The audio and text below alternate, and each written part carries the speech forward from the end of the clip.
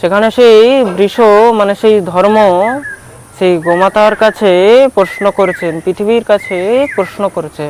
কি প্রশ্ন করলেন?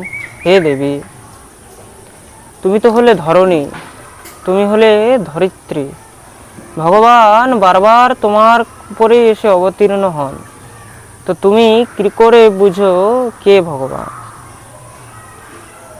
এ সংসারে তো পাষণ্ডীরাও তো বলছে আমি ভগবান, ডুপ্লিকেট ভগবানও তো অনেক আছে। যখন দেখবে কারো একটু পদ, কারো একটু প্রতিষ্ঠা বেড়ে যায়, সে নিজেকে তখন ভগবান বলা শুরু করে দেয়, আমি হলাম ভগবান। এ সংসারে এরকম কত ভগবান আসে, কে ভগবান আর কে ভগবান নয় এটা কি করে বুঝবে?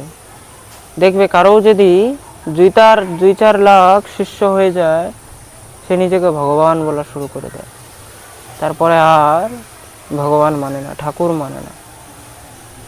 এরকম কত সম্প্রদায় রয়েছে, পন্থ আছে, গিয়ে দেখবে তাদের মন্দিরে কোনো ভগবান নেই, শুধু তাদের গুরুদেবেরই ফটো আছে।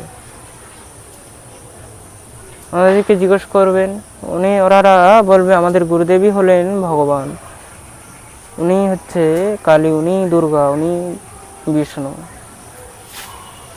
এরকম পৃথিবীর মধ্যে নকল ভগবান বহু আছে। ভগবান শ্রীকৃষ্ণ যখন ছিলেন তখনও একটা নকল ভগবান উৎপন্ন হয়ে গেল, তার নাম ছিল পুণ্ড্রক। কি নাম ছিল? পুণ্ড্রক। পুণ্ড্রক যখন ভগবান তখন সেই পুণ্ড্রককে বধ করেছিলেন। গৌর হরি অবতার নিয়েছেন, মহাপ্রভু অবতার নিয়েছেন, মহাপ্রভুর নকল করে তখন নতুন নতুন কত মহাপ্রভু উৎপন্ন হয়ে গেছে। প্রেম সে বলো রাধে রাধে। মহাপ্রভুর মতন একটু ভঙ্গিমা দেখালেই নিজেকে তখন মহাপ্রভু বলে বেড়াতো।